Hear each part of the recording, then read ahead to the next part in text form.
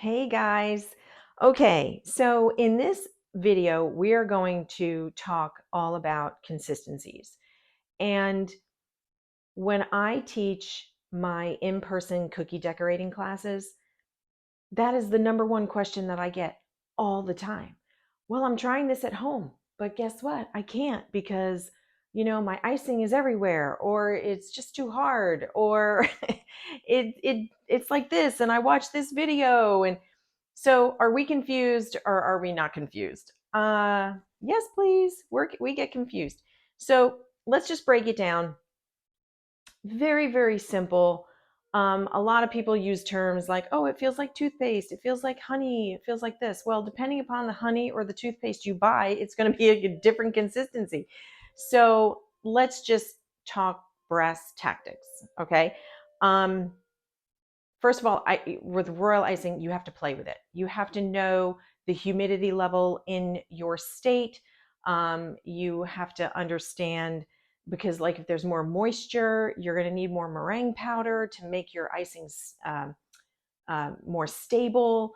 If you live in a drier climate, you might need a little less meringue powder to make your icing stable. So it really depends upon where you live and what your environment is and what feel you like when you are decorating cookies. So it's all subjective. There's no like I promise you, there is no magic cure that says, hey, if you do it this way all the time, 100%, guess what? You're going to have the best icing. No, it's absolutely subjective and it's how you like it, how you like to work with it. And it's okay if you decorate more with a hybrid, then great. If you like to do a whole piping thing and an outline and then do a really, really very quick 6-second flood, rock on.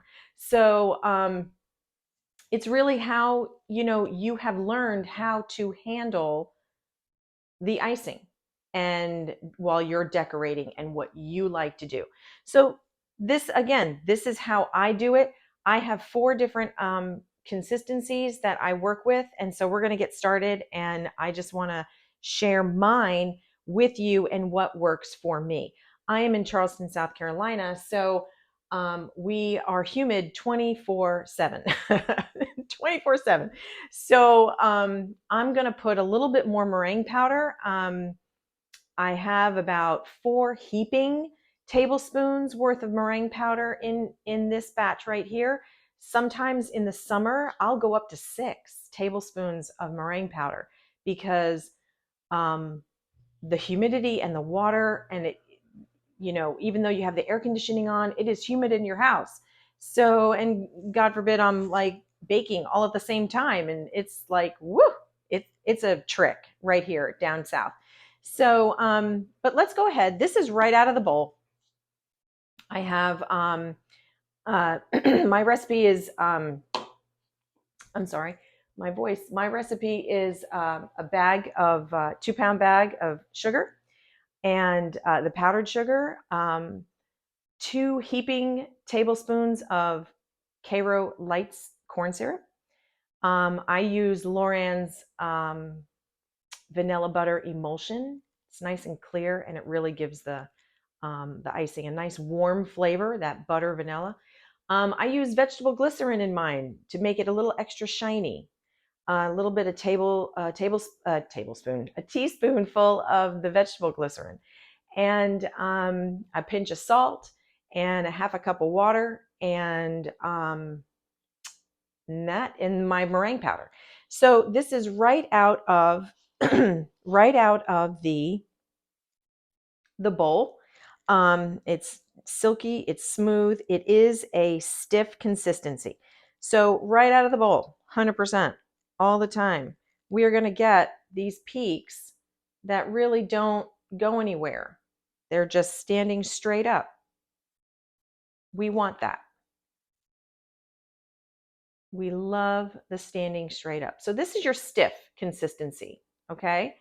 So to thin that down, of course, water is the enemy of royal icing. So to thin that down, we add just a little bit of water at a time. It is, a lot of people use a spray bottle. I don't. I just like to use a little 1/8 tablespoon at a time. Because again, if I have a lot of humidity in my house, guess what? My icing is not going to be as stiff as um, it would be, you know, especially in the summertime. So already 1/8 of a teaspoon of water, you can see how more malleable this icing is. So let's see. I want it to bend over, and it is bending over. This is the detail icing right here. Okay. It's moving. If I shake it, the little top, it's going to flap over. It's going to go back and forth. This is what we want for our outlining, for lettering. This is perfect. Perfect for lettering, because guess what? I can leave it here. It'll move a little bit if I agitate it enough, but I could leave it and it'll dry just like that. It'll dry. And we love that. So, especially for lettering, right? Okay. So, that right there, this is a good detail piping icing. Okay. So, let's get to hybrid.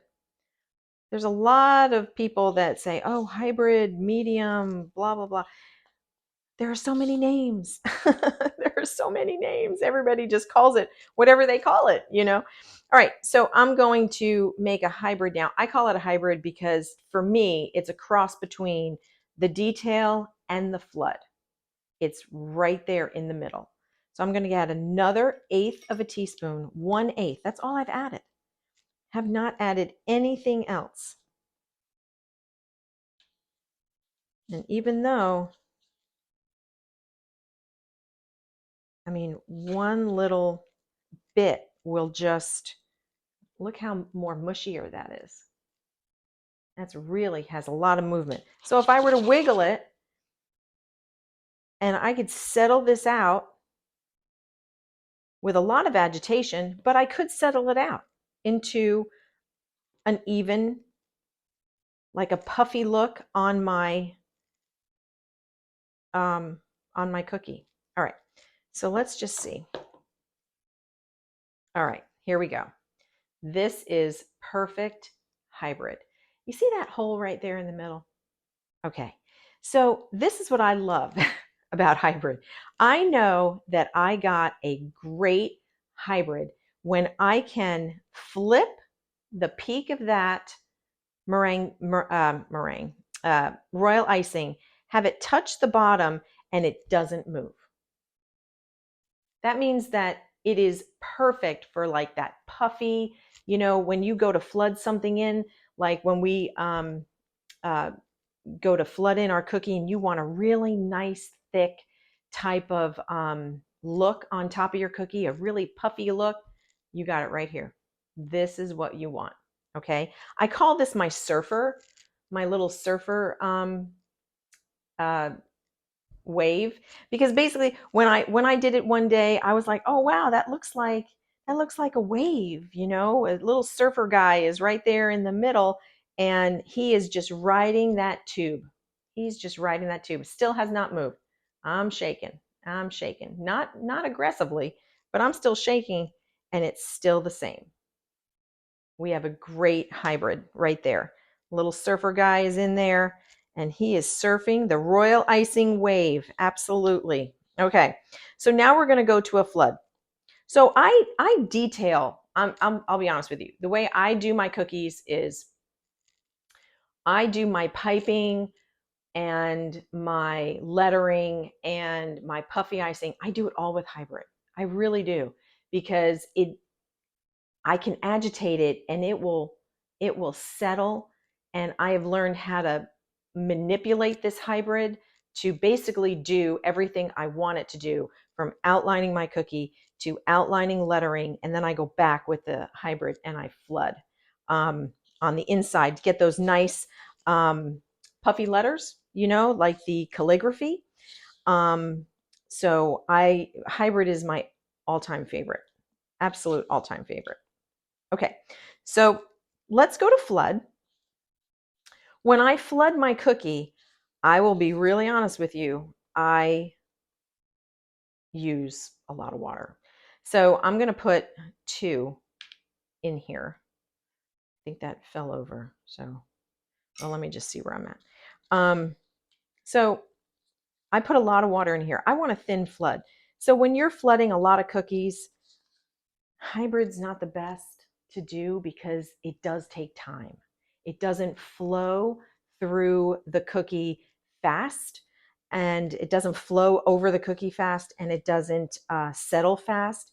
So there's a lot more manipulation that you have to do to get it to settle out and, be flat. There's a lot more manipulation. So I really like a watered down flood. So here's 2 more.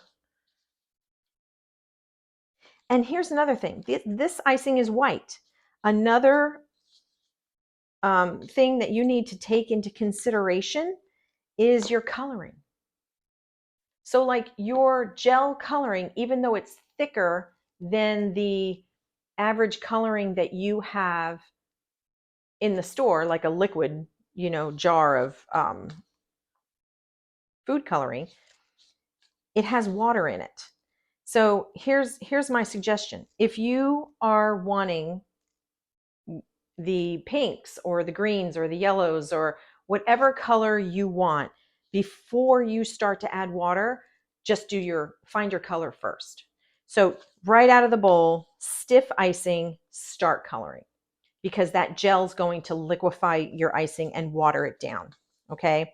Then once you get the desired color that you want, then go ahead and start to add a little bit of water at a time.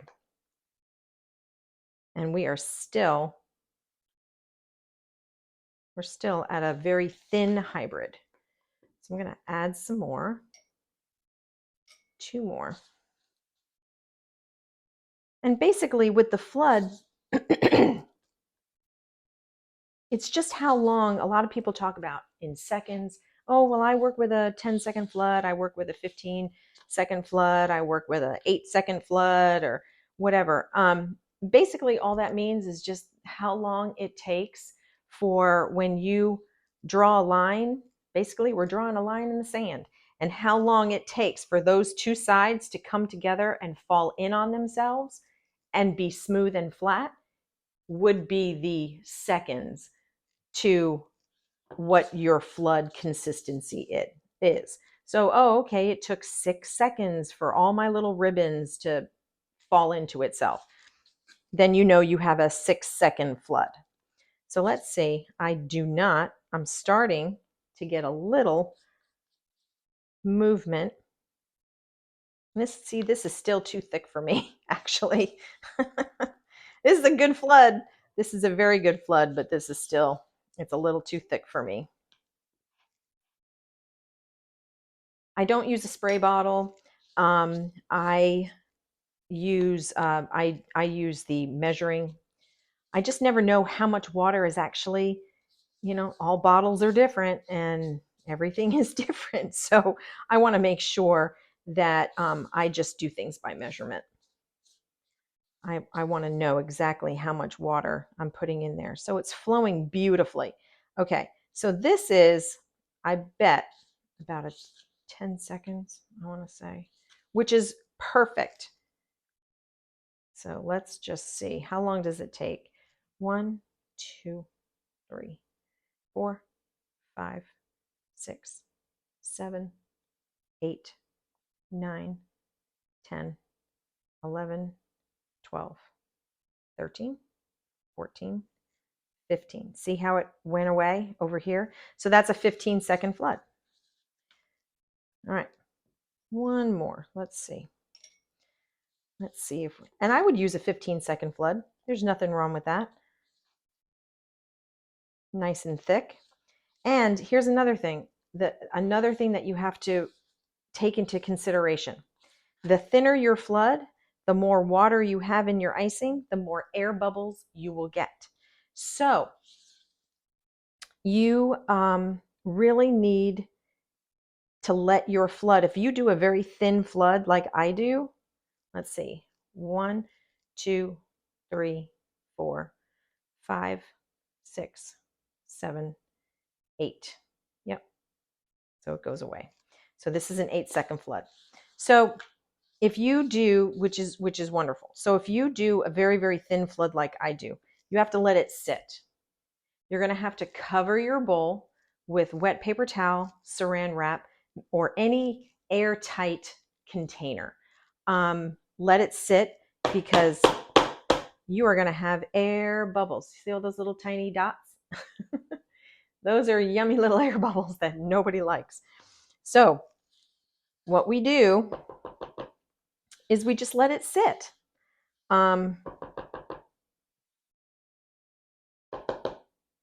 We just let it sit. We get mad, we bang it. It's good therapy just to bang your bowl. Make sure it's a plastic bowl. I got these actually. If you want to know where I got these bowls, they're great. They're not really good gripping bowls, but they're awesome because they're like really round on the bottom and stuff. So I got them at Walmart, 50 cents. Amazing. So yeah. So then when you come back, after you let it sit for about 30 minutes, come back, scrape the top, hear that little snap, crackle, pop of all the bubbles that are being popped. Do it again. You want to get as many air bubbles popped as possible. And they all surface because I kept putting more and more water in there. So, so you just keep going and just keep popping and then like pressing down on your icing. You don't want to, like I was vigorously folding and doing things. I'm not as vigorous when I'm making mine because I'm trying to avoid a lot of air bubbles. So you just want to be kind of gentle. So the more the more we move it around, so eventually this will all settle out and I'll have air bubbles, but I'll have minimal air bubbles and stuff. But this is a great flood. Okay, so if you have any questions, please let me know. It was my pleasure doing this to you, and hopefully it made sense. Hopefully consistencies made sense. But let me know, and thanks so much for listening.